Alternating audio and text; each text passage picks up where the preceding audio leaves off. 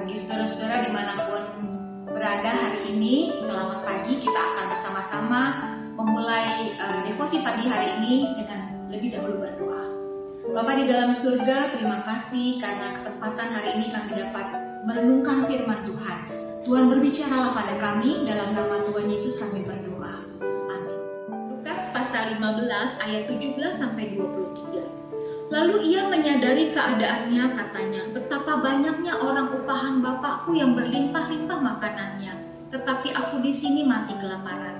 Aku akan bangkit dan pergi kepada bapakku dan berkata kepadanya, Bapa, aku telah berdosa terhadap sorga dan terhadap Bapa. Aku tidak layak lagi disebut anak Bapa. Jadikanlah aku sebagai salah seorang upahan Bapa. Maka bangkitlah ia dan pergi kepada bapaknya. Ketika ia masih jauh, ayahnya telah melihatnya, lalu tergeraklah hatinya oleh belas kasihan. Ayahnya itu berlari mendapatkan dia, lalu merangkul dan mencium dia.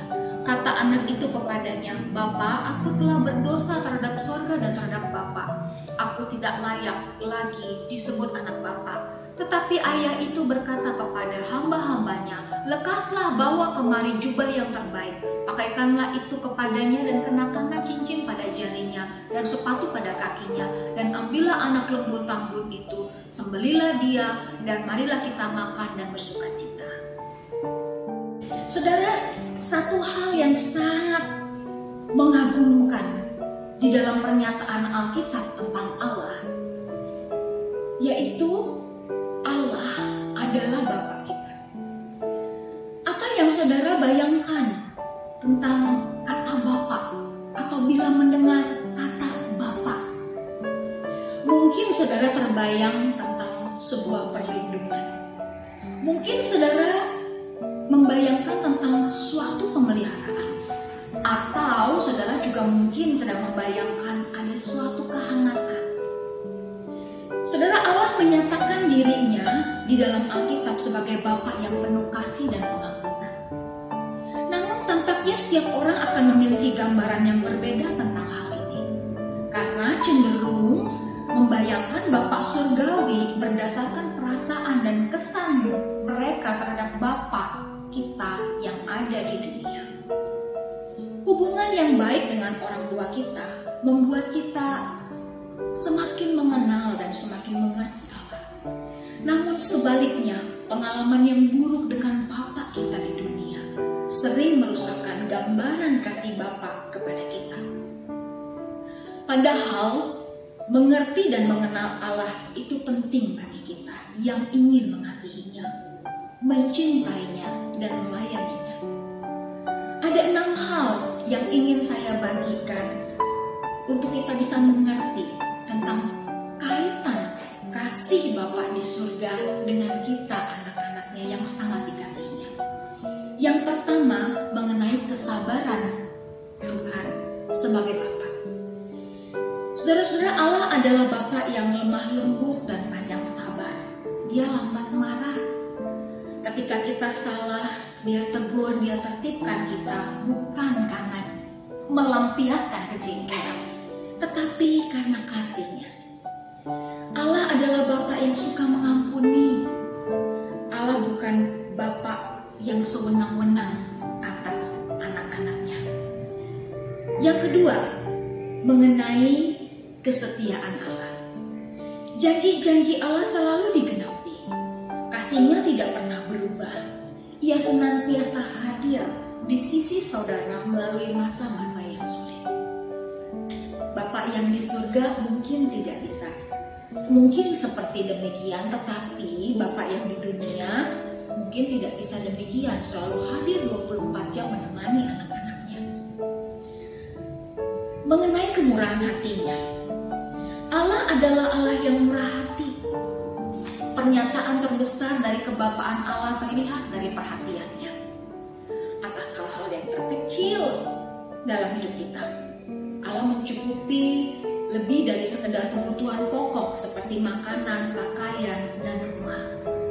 Setiap hari Ia menunjukkan kemurahan dengan ribuan caranya yang berbeda.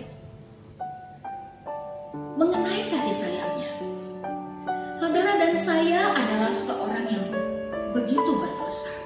menyedihkan hati Allah, tetapi masih juga menjadi pusat dari kasih Allah. Mazmur mengatakan kita adalah biji matanya. Kasihnya tidak terbatasi, tidak dibatasi oleh apapun, termasuk oleh dosa. Siapapun saudara di mata manusia, saudara tidak akan pernah menjadi lebih atau kurang daripada seorang bayi dalam pelukan Allah. Yang kelima, mengenai perhatiannya. Salah satu sifatnya yang tidak dapat ditiru oleh orang tua paling baik sekalipun adalah kemampuannya untuk memperhatikan kita terus-menerus selama 24 jam satu hari. Bagaimana mungkin manusia ada bermiliar-miliar di dunia memperhatikan saya secara pribadi? Saya tidak tahu itu. Tapi itu bukanlah masalah bagi Allah, bagi Bapa. Dia adalah pencipta dunia ini dan pencipta saya dan saudara-saudara. Allah tidak akan merasa tersita waktunya karena memperhatikan kita. Bahkan hal-hal yang terkecil dikatakan Allah menghitung jumlah rambut. Betapa telitinya Dia mengenal dan memperhatikan hidup kita. Yang terakhir, mengenai penerimaannya. Masyarakat menerima seseorang mungkin karena dia cantik, karena pintar, karena kaya. Ada syaratnya. Tetapi kasih Allah tanpa syarat dan tidak perlu ditunggu-tunggu untuk kita bisa mengalaminya. Allah sangat menyukai segala keunikan kita dan Dia tahu batas-batas kelemahan hidup kita, tapi Dia menerima kita apa adanya. Martin Luther pernah berkata, bukan karena saudara berharga sehingga Allah mengasihi saudara, tetapi Allah mengasihi saudara itu sebabnya saudara menjadi berharga. Ketika merenungkan tentang peristiwa bagaimana seorang bapak begitu mengasihi anaknya, apapun dia yang seperti kita renungkan tadi, dengan segala macam hal yang sudah pernah dia buat yang menyakiti bapaknya, tapi bapaknya masih menerima dia. Kita belajar bagaimana kasih Tuhan sangat-sangat luar biasa. Teringat saya, saudara-saudara, akan kisah seorang ayah.